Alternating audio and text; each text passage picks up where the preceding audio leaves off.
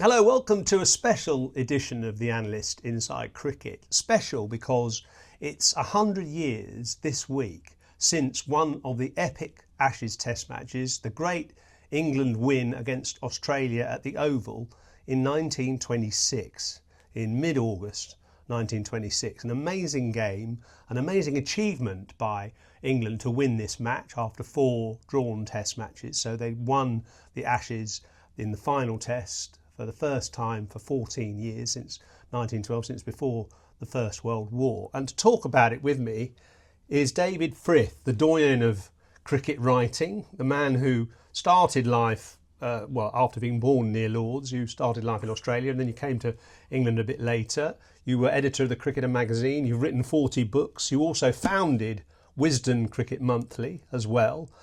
So you've had an amazing career in cricket journalism. And because you had sort of almost a twin nationality with Australia and England, you've always taken a huge interest in the Ashes, and you've got this great picture on your lounge or your study wall there of that 1926 England team, many of whom you knew, didn't you? Or met at some point after they retired. Right. So talk us through the characters in that team. The famous ones, obviously Jack Hobbs and Herbert Sutcliffe, the great opening pair. There was also Frank Woolley played in that side, didn't he? Harold Larwood played in that team. People won't know so much about perhaps someone like Percy Chapman, who was elected as captain. So, tell us a little bit about, say, Percy Chapman, for instance, the England captain of that Test match. What was he like? I never met Percy Chapman, but I knew someone who knew him very well, and that was John Arlott. John had the misfortune to give him a lift home once, and he was sick all over the car. Oh my God. He was a hopeless alcoholic. Right.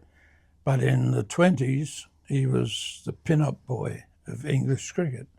Tall, nonchalant, whacked the ball. Quite sort of... Brilliant fielder. Yeah. Left-hander, wasn't he, as well? Yes. He scored 100 at Lords in a Test, which anyone there saw that, never forgot. So they're a mixed bunch in that 1926 team. Yeah. So which are the ones that you got to know a bit? Well, I suppose best of all was Wilfred Rhodes. Right, yeah. Now, Wilfred was an old man by then. He'd played his first Test quarter of a century before. He still holds the record for the most first-class wickets. That won't be beaten. Over 4,000, wasn't it? Yes. 4,000 first-class wickets. Lovely man. I used to go down and see him in a nursing home. Right. And he would chat away. He was blind by then. But his memory was so rich. And it was a privilege to know him. So he was an extraordinary character as well, because he not only was he 4,000 wickets, left-arm spin, but he batted in every position as well for England. He opened and he batted at number 11 and all the numbers in between. Record opening partnership with Jack Hobbs in Test cricket, 323. And the last wicket, 100 off the last wicket. Yes, yeah. He was blind in his old age, but he had a very clear memory. And I had to excuse myself. He would have gone on forever reminiscing. How funny. It was wonderful, wonderful to be with him. Frank Woolley was probably not quite as loquacious, but he'd emigrated. But on a trip back to England, I caught him at Lords and did a session with him there. And particularly Kent people will say that he was the greatest left-hander of all time. Tall, elegant, liked to hit the ball. Very good spin bowler too. So I can't believe I'm talking about these blokes so many years later. No, but I mean, the memories sort of hang, linger long, don't they? I think he broke the record, or he holds the record for most catches as well, doesn't he? Yes. At slip. So another person on that picture is Harold Larwood, of course. Yes, right. Who, a bit like you, started life in England and went off to live in Australia. Yeah, he stayed there. Yeah, he stayed there. Yeah, he was made welcome, much to his amazement, because they wanted to kill him in Bodyline. He was a lovely chap and I don't get nervous often when I'm in the presence of famous cricketers. I knew Don Bradman very well, and I stood my ground with him over the no ball, or where others would have said, yes, Don, no, Don, 3 bags full. I gripped my fingers and said, no, I can't believe that by going back to the front foot law, the back foot law, well, blah, blah. He got angry with me. He was used to having people say, all right, Don, I agree with you. But to be with Harold Larwood in his home in Sydney was tingly business. I kept picturing the young man running in off 20 yards and bowling the hell out of Australia. And he was issued with murder threats at the time. He couldn't believe it that 20 years later he's welcomed there as an immigrant, and he lived the rest of his life very happily. People used to go to see him at his house. Frank Tyson was one of them, I remember. And those are the 2 greatest England fast bowlers.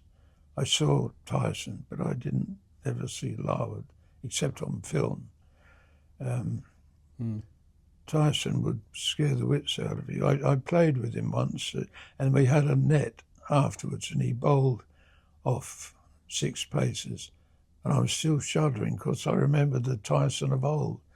He was only bowling at about 60 or 50 miles an hour. But in 54.5, he must have got close to 100. The Australians were terrified. Yeah, Typhoon Tyson. Yeah, 7 for 27. Yeah. So going back to 1926, anyone else that you pick out from that team that you kind of had a relationship with? Herbert Sutcliffe. Now, he's someone that doesn't get perhaps the recognition that, say, a Jack Hobbs does, because he didn't score quite as many runs. It was Hobbs and Sutcliffe, not Sutcliffe and Hobbs. Yeah. Except up north, where they knew that Sutcliffe was almost as good a batsman as had ever been. He was so calm. He was so... also indefatigable, wasn't he? Unflappable. Yeah. Hair beautifully combed, even in the middle of a long innings. He must have used Brylcreem before Brylcreem was invented. But he was a charming man too. I did a Benson Hedges match once, and he was the adjudicator, the man of the match. He must have been well into his 70s, if not 80s. And I just talked to him all afternoon. I thought, what a privilege. To hell with this match we were supposed to be grooved into. I'm talking to living history. Wonderful man. And I drove him back to his house, and it was only at the very end, as he was about to get out of the car, that he mentioned casually that his wife had died the previous week. She was in a nursing home, and a cigarette had caught her nightgown, and she had proved fatal. Oh, that's a horrible way to go. He kept that to himself all afternoon, but he felt he had to release it at the end, which I found very touching. But anyone who played against Sutcliffe will tell you that he was utterly unflappable. And he had this record, didn't he? The only English batsman, until now anyway, who's averaged over 60 in his career. I mean, Brooke and Root have got close to that, but no one's actually averaged over 60 in Test cricket. Even Hobbs didn't manage that, actually. And Jack Hobbs, you didn't meet, but you communicated with. I wrote to him from Sydney, and he took the trouble to reply. And I gather he replied to all letters. He was a gentleman, true gentleman, lovely letter. And that was the start of my letters collection, which runs to thousands. But it's drawn to a halt now, except at auction, because today people don't write letters. It's all emails, texts true. And things. So listen, let's go back to this Test match at the Oval in 1926, just to set the scene. I wish we could. Well, I wish we could, yeah. I mean, it sounded an amazing game. So just to set the scene, and I've written about it in this book, Cricket's Greatest Rivalry. I'll read a couple of bits from it at some point. But it was the 5th Test of the series in 1926. England hadn't won the Ashes since 1912.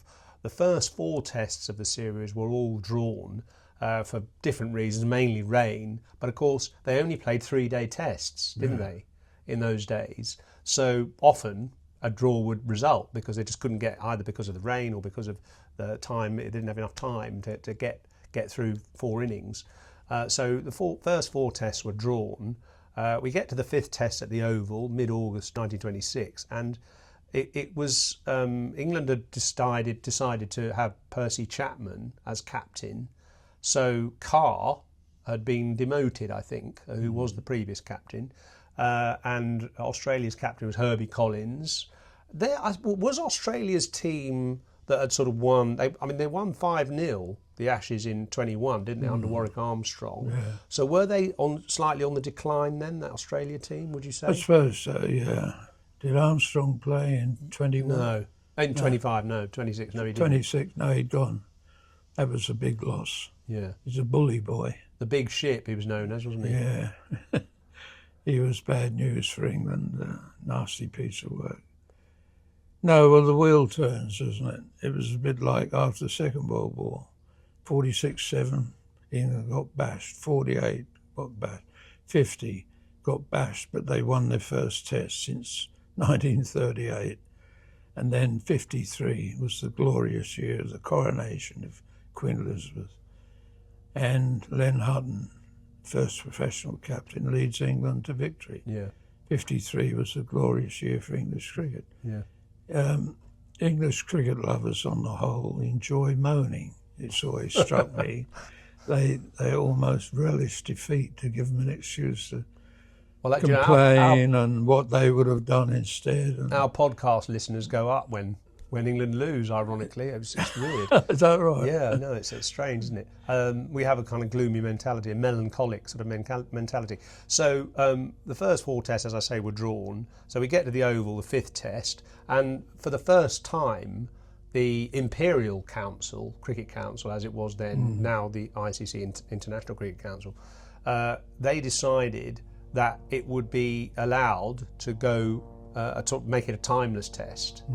In other words, to try and get a conclusion, because the first 4 tests had been drawn, and it was the first time, wasn't it, that a test match had gone beyond 3 days. And in fact, it was just as well that it did, because rain came and affected it quite badly.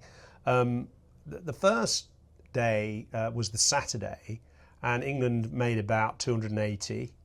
Well, they did. They made exactly 280. Australia took a bit of a lead. They got a 22-run lead on first innings. There was a rest day on the second day, the Sunday. So they continued on the Monday, and Australia got this lead of 22 on first innings. I'll just read a little bit of what happened after that, and then you can sort of give us your thoughts, David. I mean, but if you're watching this on video, you can watch some of the Pathé footage, actually, of this test match, which is quite good, although it's a bit grainy. You do see some of the stuff here that I'm going to talk about. So on the second day of the match, a thunderstorm on Monday night saturated the pitch. Contrary to the perceived wisdom of drenched surfaces and some nervous comment by the groundsman Bossa Martin, that was the Oval groundsman, who said, "Just our luck, now England are going to get the worst of the wicket, the rain has spoiled everything." In fact, the pitch played benignly when play resumed on Tuesday morning. The England openers proceeded carefully but without mishap. The Australians employed an all-spin attack, presumably partly because the pacemen couldn't keep their feet. The miserly leg spinner Clary Grimmett was at one end, and the probing, slow left armer Charlie McCartney at the other. No risks were taken. There was a lot of prodding down of divots in the surface, and you'll see that on YouTube if you have a look on our YouTube version from Pathé. I love the way they sort of use the back of the bat to sort of flatten down the divots. So it showed how kind of sticky it was. So Hobbs and Sutcliffe were batting. Sutcliffe resisted stoutly, not scoring for almost 40 minutes at the start, while with excellent footwork, Hobbs smothered the potential spin and threaded the odd boundary off Grimmett. McCartney bowled 9 overs for 2 runs. Now, I think the overs in those days, were they six That'd balls be in those? six. There would be 6 balls, right? Yeah, okay. Every run was cheered joyously. So the packed house at the Oval, people kind of queuing to get in. You see some footage of that on Pathé, actually, of all the people trying to get into the ground, because it was such a big moment. The first 4 tests have been drawn and so on. And I think also, David, that it wasn't that long after the war, after the Great War, in which, I mean, I read somewhere, England lost 750,000 men in that Great War, the First World War. So I suppose it was still desperate for some kind of sporting success to lift the mood of the nation. Yeah, that's for sure. Mentioned Charlie McCartney. He was a recluse in later life. He lived in a flat above Bert Oldfield's sports shop in Sydney. I used to go in there. I got very friendly with Bert Oldfield over the years, but he persuaded McCartney to come down once to sign my book, and he didn't want to talk. It was pathetic, really. Right. But it was shell shock. Even though he's in the artillery. A friend of mine said the artillery are the boys up the back. They weren't on the front line of the battlefront, but still it was enough to change his life. A lot of those players in 26 were former soldiers or sailors. It's not to be underestimated. The same in the Second World War. It had an effect upon them. I think once they resumed playing cricket, they were so grateful to be out on the cricket field again. Alec Betts was one, I remember. He's a miserable sort of bloke, him and his twin brother. But he did once say that the world was divided into 2 people, those who'd been to war and those who hadn't. They also had, the Aussies had Arthur Maley bowling as well, who was a devious bowler, wasn't he? I knew him well. He used to come into the bank where I worked in Sydney. And he didn't want to talk about himself very much, but he took all 10 against Gloucestershire, I think it was, 10 for 66. And he called his book 10 for 66 and all that. Very good. He's an amusing little man, but he sort of shrugged it off in a way. All that generation did. They were so modest, it was infuriating. But what did he bowl? Leg spin. Yeah, I thought it was leg spin. And googlies. Leg spin and googlies, yeah. He's an amazing little fella. Came from nothing. He grew up in a slum. Right. Made a success of his life. So just going back to the game here, I found it quite interesting to read about, which I read sort of various reports of this match, the way that Hobbs batted, and Sutcliffe actually, because obviously the pitch was getting more and more tricky as it dried out, and there were 5 close fielders on the leg side. And I write here, Hobbs provocatively flipped a few pull shots over the heads of the close fielders towards the boundary, almost like little ramp shots. He was trying to scatter the short legs. It didn't work, as the Australian captain Collins kept the men in. The pitch got trickier, so Hobbs went into defensive mode, dropping the ball dead at his feet as it reared up. You can see some of that actually in the footage as well, the way he got right forward or watched it and rode the bounce and the spin. Hobbs and Sutcliffe were judicious, leaving as many balls as possible and allowing others to lift and strike them on the body or step back onto the stumps and dead bat them at their feet. With almost telepathic understanding, they stole quick singles. A silent nod was enough to initiate a run. It was batting of unprecedented commitment, courage and opportunism, enjoyed by the Prince of Wales, who had just arrived. The place was packed. I mean, just looking at the crowd on this match, people kind of absolutely crammed in, all wearing sort of hats, either trilby hats or flat caps or whatever, which always came in handy when they wanted to celebrate something, because they sort of tossed them in the air and waved them in the air. And it just sort of, from reading through reports of that partnership, in the end, Hobbs and Sutcliffe put on 172 in the second innings of this Test match, which clearly won the Test match effectively. But the things they had to deal with, the difficulty of the pitch and the pressure, the tense nature of the game, the enormity of having to try and win this Test match, was quite something, really, wasn't it? I mean, and they averaged 80 together overall, but perhaps this was their greatest stand. Yeah, there's a skill to making a pitch look less difficult than it is, and the other way around, conning the fielding captain by making it look more difficult than it actually is. No, that's a good point, actually, and I think I mentioned that somewhere here. Anyway, I mean, Hobbs, brilliant. Knowing the result depended largely on him. He rose to the challenge.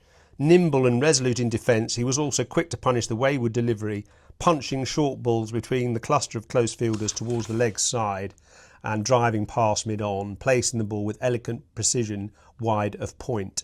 It was a flawless innings of controlled aggression, superb shot selection, meticulous defence, neat placement and great running. This was the master at work, and he was known, Jack Hobbs, as the master. Yeah. Was that, in your book, was that right? That's right. Yeah, he was so highly regarded. Time wears everything away. But cricket lovers of today should not lose sight of the fact that Hobbs was as close to the perfect batsman as you could get. Immediately they'll think, what about Bradman? What about Bradman? Yeah, well, Don was the greatest run scorer of all time. But he had one little problem, and that was sticky wickets. He condemned them. He thought it was wrong. He didn't handle himself all that well on them. The two things are connected. Jack Hobbs, I won't say he relished bad wickets, but he sort of shrugged and bat on, and he was a master. So was Sutcliffe. What a pair. Yeah. England have never had a pair to compare with those two. So continuing this chat about the 1926 Oval Test match with David Frith, Jack Hobbs finished his career with 199 hundreds, first-class hundreds, which of course is far more than anyone else has ever made. He was 43 at this match, 1926. You mentioned Wilfred Rhodes playing in this match. He was 48 when he played in this game.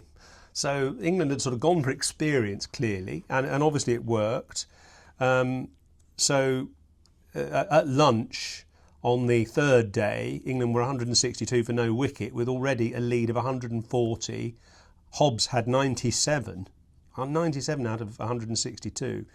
On the resumption, Hobbs soon completed his 100, his 11th against Australia, and the 137th of his life with a scampered single. Pandemonium broke out in the crowd as the pent-up emotion and 3 hours of enthralled concentration were released, and play was held up for several minutes. When he got his 100, he celebrated, and then there was a bit of a delay, and then ironically, he was out next ball. Hobbs settled into his stance, Gregory rumbled in, the crowd sat back down, elated but excited by what now lay in store, and the next ball flicked Hobbs' back pad and trimmed his off bail, and he was out. Briefly numb, the spectators slowly absorbed what had happened, and a standing ovation ensued as the great Hobbs brandished his bat aloft, doffed his cap and exited the scene, having played one of the greatest innings anyone had ever seen. He was out for exactly 100, made in 3 hours and 40 minutes. At the crease and on a minefield, the score was 172 for 1. So it was the crucial contribution. Sutcliffe was still in at the time, and Frank Woolley came in. And there were sort of contributions from Frank Woolley and from Percy Chapman. Wilfred Rhodes, I think, made a few runs as well. So they chipped away at to increase the lead. I suppose the Aussies were feeling bad that they couldn't bowl quick bowlers because it was wet underfoot. It was in the era when pitches were uncovered, so the footholds were wet as well as the pitch, so fast bowlers couldn't run up and bowl. Yeah. A bit of a problem. Something the scorecard doesn't reveal. Yeah. Past 300 in England, Sutcliffe sort of holding the fort. All was immaculately turned out, black hair scrupulously slicked down, as you said, David.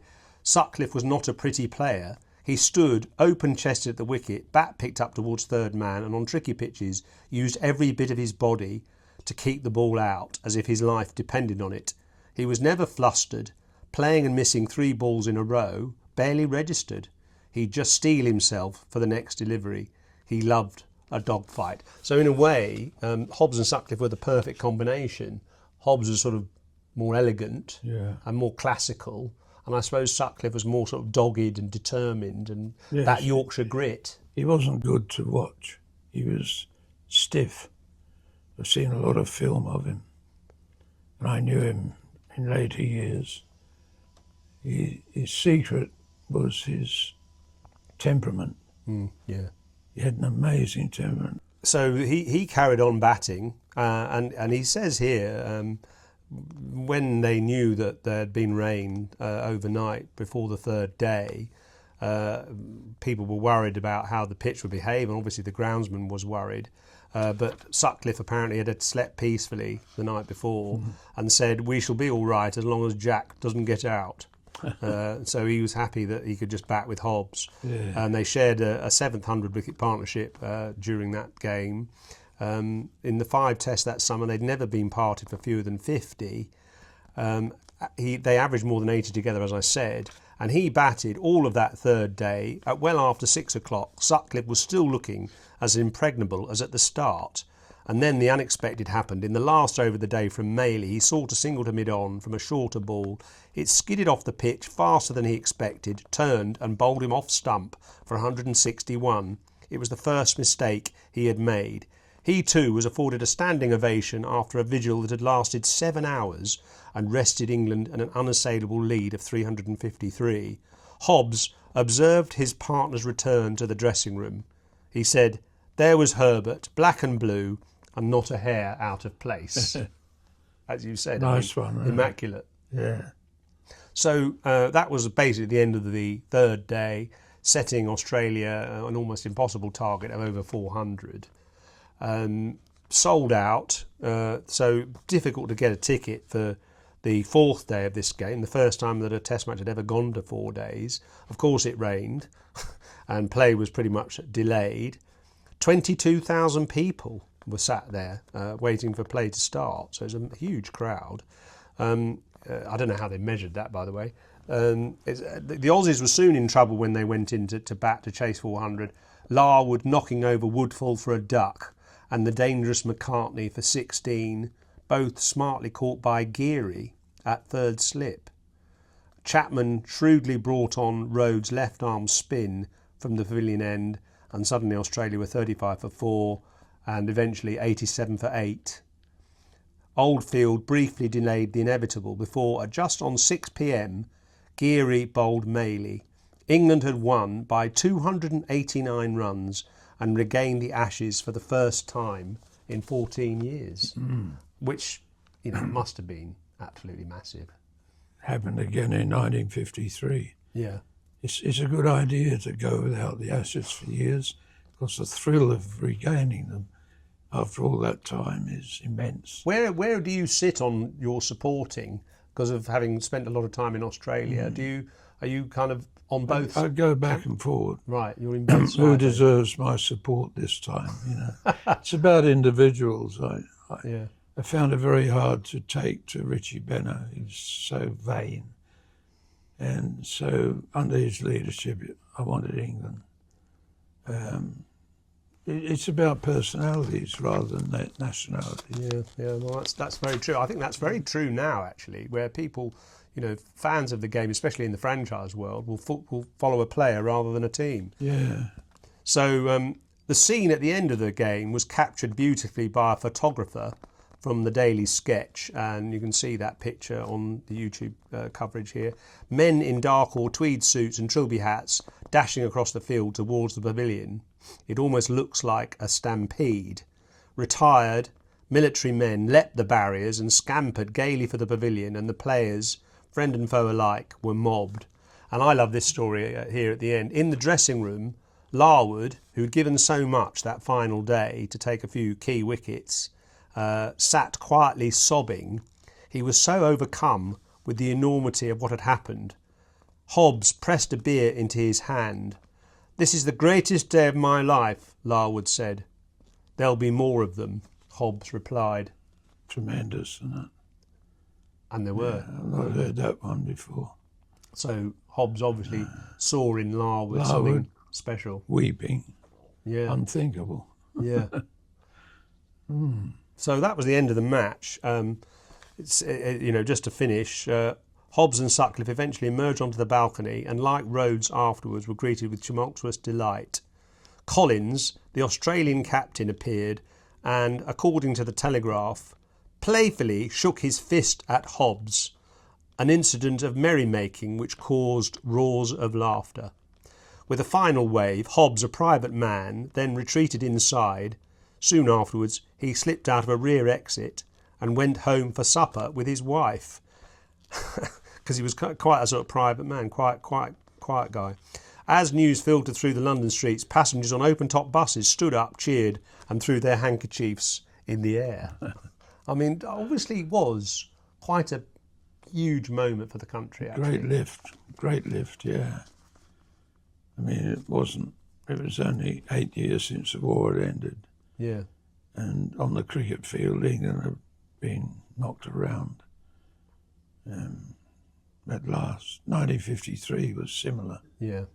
It's amazing, isn't it? That, I mean, we don't quite appreciate how important it was then. No. Football just didn't have that same power and tribalism that it does now. Yeah. Cricket was probably the national sport. Yeah. And the Ashes was the sort of, well, there were only half a dozen test-playing nations, even in 53. Well, in fact, in 26, it was only England, South Africa, Australia, wasn't it? They were only 3 test-playing nations. So, it was a huge thing to be able to win the Ashes after such a long time. Yeah. And in your mind, was that one of the greatest Ashes tests?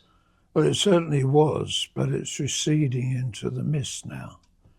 That's why I'm pleased that you're honouring the 26 Ashes series, which was frustrating for most of the summer because draw and draw and draw, wouldn't it? Wasn't it 4 draws? Yeah, 4 draws, yeah. And I don't know if the over was played to a finish. Possibly, should have been. Anyway, it had a finish, and it lifted the nation. And any game that has the power to lift a nation's got to say something for it, haven't you? Yeah, amazing. And thanks for reminiscing about it, and well done for keeping your memorabilia. It's interesting to sort of see back to those times.